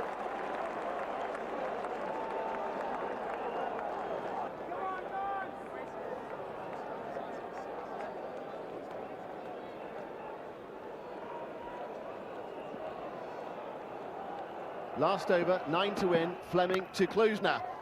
That's a tremendous stroke for 4. What power. What a player, what a World Cup he's having. 27 from 13 balls.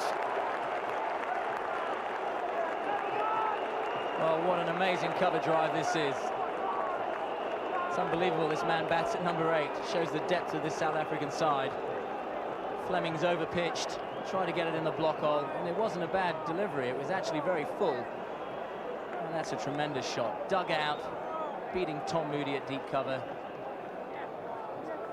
It was right in the block hole. The power of the man is awesome.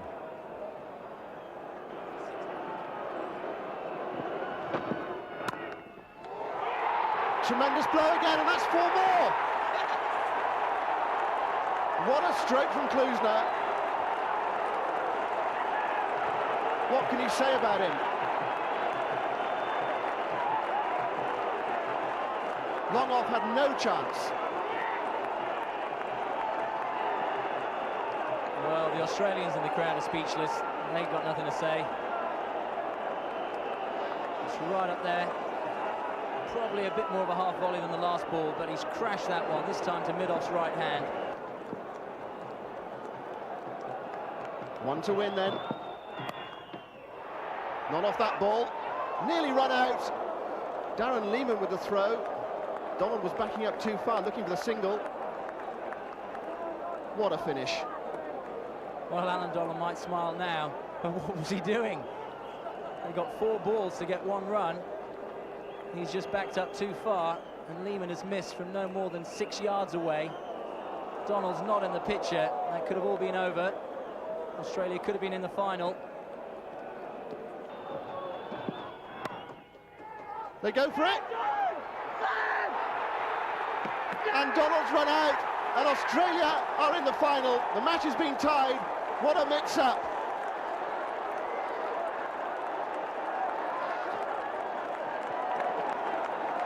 Well, the Australian players, they probably can't even believe their own good fortune. South Africa lost their nerve when it really mattered.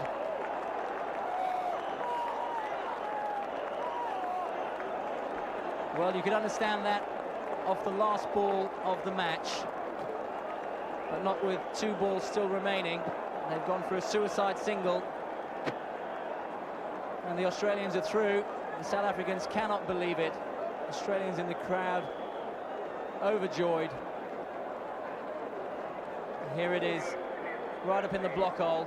Klusener dug it out. He called quickly, I think Donald was right. There wasn't a single there. He drops his bat, and he has to go in the end. Gilchrist removes the bails, and Australia are in the World Cup final yet again.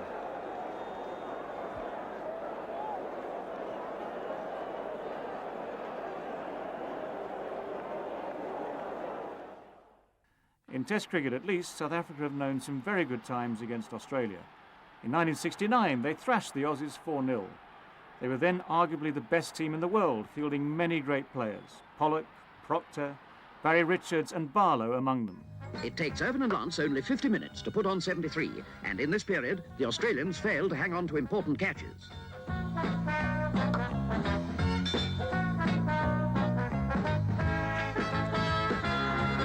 Proctor makes a valuable contribution of 23, and shortly afterwards, South Africa declare at 470 for 8, leaving Australia 570 to win. Redpath is at the wicket and starts off briskly, but next thing, Laurie flashes at a ball from Barlow, and the Australian captain is out, having made 43. Walters and Sheehan are the only two recognised batsmen left, but there is no holding the Springboks, as yet another wicket falls when Trimborn, aided and abetted by Lindsay, removes Sheehan, who has scored 46. Full marks to Tabor as he desperately hangs on, but now it's all Proctor. There goes Mackenzie, caught behind.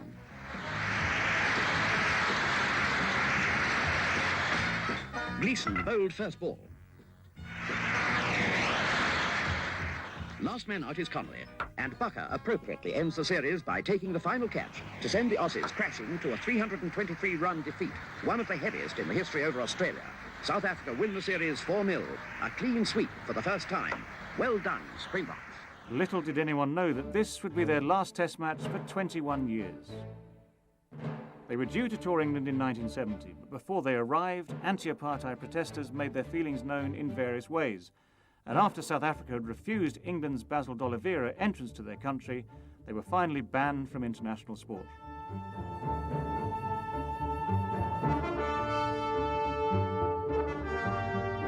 Sentiments in broad terms of downing a cricket pitch, but a cricket ground. Well, I definitely don't agree, and we deplore the digging up of the pitch in Cardiff, which it seems to us is a completely useless tactic. It seems that this damage to cricket pitches is likely to turn public opinion against your demonstrations, even more than it is already. I think it could well do, but the point about public opinion is that it surprisingly backed us. A recent opinion poll showed 48% of the population actually opposing racial tours. So I think that an isolated incident like this is not going to weigh too heavily on this issue. The only way for South Africans to see international cricket was to pay players to come on rebel tours. Looking forward to the cricket, Geoffrey? Morning, Philip. How are you? How are you? Excuse me, are you looking forward to the match? These affairs were never anything less than controversial, especially when big names were involved. Mike Gatting's 1990 tour was especially fraught, coming as it did when the country was in ferment, waiting for Nelson Mandela to be released from jail. I know very little about apartheid. I do believe that there shouldn't be any politics in sport. I understand a little bit about what the South African Cricket Union are trying to do with regard to apartheid, which is obviously a far distance from the government in South Africa. He was finally released, of course, and Gatting's tour was the last of its kind. Whilst we're dealing with controversy in cricket, here are a few more examples. Trevor Chappell, under instructions from captain and brother Greg to stop the New Zealanders scoring a 6 off the last ball, did this. Batsman Brian McKechnie was not amused.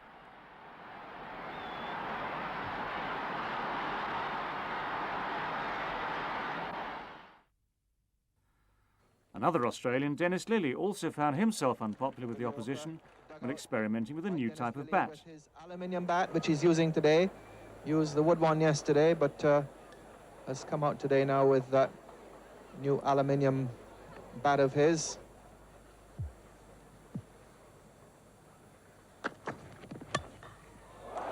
Well, it certainly drove that one pretty well. And a long chase here for David Gower. Will just get it to it inside the boundary as the batsmen come for 3. It was a fine shot by Dennis Lilly. The ball pitched up and he drove.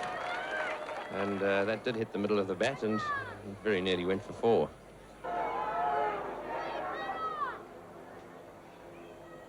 Well, a bit of confrontation here between the umpires, Dennis Lilly and Mike Burley. I think what Burley has gone to the umpires to say is that the aluminium bat has damaged the ball in some way with that shot from Lilly, and I don't think there's anything that the umpires can do about it. And Lilly is standing his ground, quite literally. A long discussion there between Max O'Connell and Lilly, but there is no stipulation that Lilly cannot use that bat. The umpires are now approaching Lilly. That is Max O'Connell. He's the senior umpire out there, and he's obviously trying to find out why Lilly is not, in fact, listening to him. And Greg Chappell is now coming out into the ground. Lilly has violently thrown that bat away. Really is a very sad state of affairs in this ground, and that's the thing that is causing all the trouble, the aluminium cricket bat. The commentator you heard there was Tony Greig, no stranger to controversy himself when England captain. The West Indians, these guys, if they get on top, they're magnificent cricketers. But if they're down, they grovel. And I intend to make them grovel. Viv Richards and co obviously hadn't been listening. No need to run for that one. And there's another 4, and it's a great shot. And the challenge answered, and a terrific shot. Well, it's short, that's it. 200 by Vivian Richards. Gooch himself got a dubious decision from the same umpire. Shakil Khan had been the executioner again when Gatting was the victim of an over-hasty LBW decision out second ball to the brilliant Abdul Qadir. Mike Gatting's England team were in the thick of it in Pakistan in 1987 as the umpiring threatened to provoke an international incident. How upsetting is it for the players, that sort of treatment? Well, it's like anything. If you don't get a fair crack of the whip, then you get slightly upset, especially when you're playing against somebody else for your country. For the second test in Faisalabad, Shakur Rana, against England's wishes, was appointed despite a history of disputes with touring teams, and he quickly gave a poor decision against Graham Gooch. So to the public slanging match yesterday, which sparked the crisis. First, to what seemed an unnecessary intervention by Rana from square leg for a legitimate change of field by the England captain. There's some sort of a discussion there. The umpire signalling dead ball. The cue for an equally unnecessary and undisciplined loss of temper by Gatting, which may yet lead to his punishment, though he must have had good reason to get as angry as he did. Shakur Rana, who provoked another Test captain, Jeremy Coney of New Zealand, into leading his team off the field 2 years ago in Karachi, wasn't going to oblige the England team today by walking out to join them. It was a time for attempted managerial diplomacy. I have never seen such incident happen before anywhere, especially by the captain of any team. He just abused me, you see. I can't tell you what did he say, the words I mean, but he used the filthy language, bad language, abusing me like anything. I have given my demand to my Secretary Cricket Board, Mr. Ijaz Butt. If he comes and apologizes in writing from me, then we can start the game. Now the matter is with the Secretary of the Board and the manager of the England team, what they decide. For England, it's been a frustrating day. A long and fruitless wait in the Faisalabad sunshine to continue a match in which, in case anyone has forgotten, they'd worked themselves into a strong position. It would be 13 years before England would return to Pakistan for a test match. The umpire. The skipper, well, he's hoping that the Aladdin lamp treatment is working here. In 1994, another England captain was in trouble, Mike Atherton. Test match batting is a great deal to do with how patient you can be. But then if nobody bowls you bad balls to score off, it all becomes even more difficult. During the session between lunch and tea here at Lord's, there was a most unusual occurrence involving the England captain, Michael Atherton. BBC pictures showed various happenings, various things being done to the ball, And at the conclusion of the game, the match referee, Peter Burge, instituted an inquiry, and this is the statement he then read, and this involves Michael Atherton and the ball. The match referee has investigated under 4A of ICC procedures unfamiliar action taken by the England captain when handling the ball during the afternoon session. Consultation with the umpires and inspection of the ball confirmed that there was nothing untoward. I also confirmed that no official reports were lodged by any parties. I have accepted the explanation given, and I'll repeat that, I've accepted the explanation given, and no action will be taken. Signed, Peter Burge, match referee. The reason I repeated the fact that the explanation has been accepted is that everyone has declined to tell us exactly what was the explanation. Curiouser and curiouser. To be a bad boy in cricket, it sometimes helps if you look the part.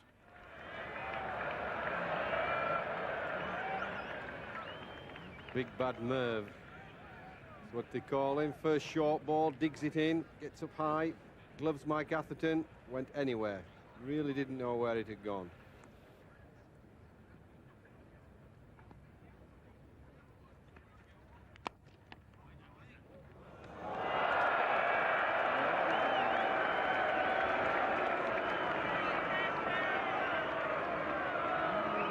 Various ways of returning the ball to the wicket-keeper at the end of the over, which is what the bowler should do, and this is one of them. Not every fast bowler develops a threatening presence to help take wickets. Bowled in! Magnificent delivery, far too good for Stephen Waugh. Another appeal for Abu Dhabi, he's gone. Campbell is out. Oh, and that's brilliantly caught! What a fantastic catch! That's it. Richard Hadlee has his 100th bag of 5. New Zealand all-rounder Richard Hadlee was the world's highest wicket-taker for some years, due to his almost unparalleled ability to manipulate the flight of a cricket ball. I think the outswinger that used to sort of come in at you pretty straight from the time it left his hand, but move away after pitching. I think very few batsmen can have answers to that kind of delivery, and 400 plus wickets is ample testimony to how he's had batsmen all over the world hopping. And Hadley's sure to make English batsmen hop this summer. He's coming here, he says, mainly because it's England, where his many years at Nottingham ended 3 seasons ago in fitting style, the Championship and NatWest double. A lot will be expected of him this summer, but Hadley insists that all the pressure and hype will not get to him. And that's got to be out. The goose didn't even turn. Beautifully bowled by Hadley. In 1986, he captained New Zealand, their first series win in England. Oops, he's bowled him. And that got through. It was very well up to Mike Gadding.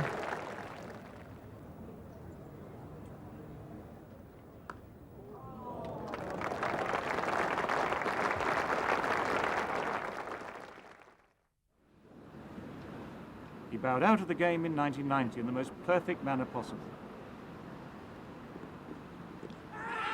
OBW, and will that be a wicket for Richard Hadley with his last ball in Test cricket?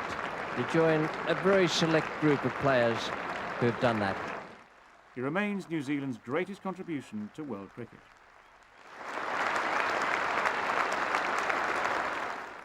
The world record is now held by Courtney Walsh. His tally stands at 483. That wicket came at the Oval in September 2000. He's gone. Walsh has the last wicket. Atherton hasn't carried his bat, but it's been an amazing, brilliant performance from Mike Atherton. This is the moment for Nasser Hussain. The unusual thing about it was that Walsh was not on the winning side.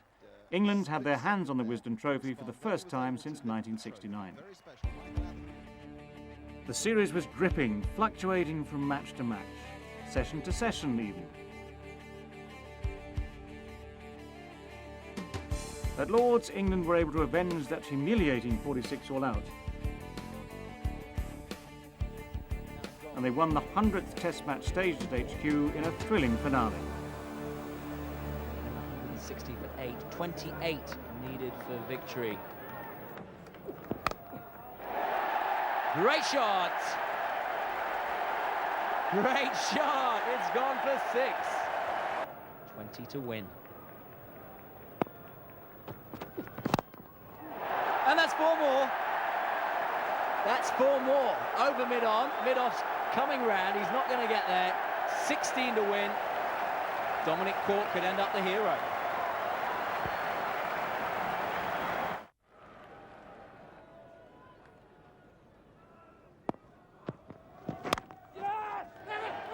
Oh, fumble. Now they're in with a chance for a run out there as well.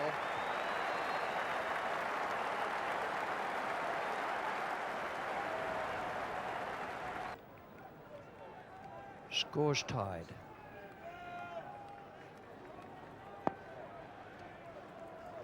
Walsh to Cork.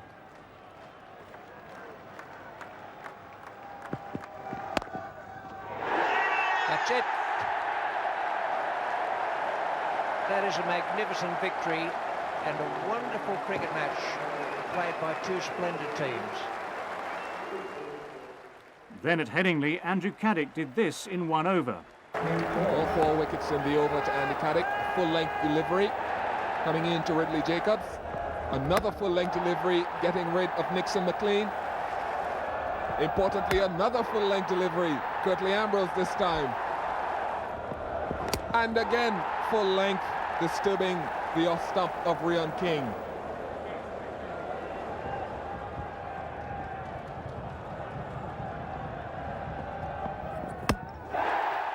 The match was won within 2 days. England were 2-1 up in the series. At the Oval, the 2 old stagers, Ambrose and Walsh, were given a reception befitting their 888 wickets. But it was England who prevailed, and Nasser Hussain who hoisted the Wisden Trophy. Oh, it's got to be. Yes, that was absolutely plum. Courtney Walsh, LBW to Dominic Cork. The Test match is over. The Cornhill series is concluded. And England have won this series by 3-1. A magnificent performance from Nasser Hussain's team. Too early to talk of a renaissance, perhaps, but let's hope that English cricket is on its way back.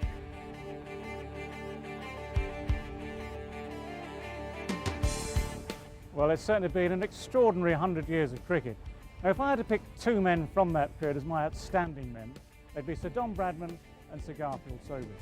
And if anyone in this coming century can emulate either their feats on the field or their sportsmanship, then the game is in for a real treat. It's a perfectly pitched leg spinner, pitching just outside leg with a little bit of curve, and that's a beautiful delivery. Not a bad one to start with. I can understand Mike Gatting being disbelieving. I would have to say that that is the perfect leg spin delivery.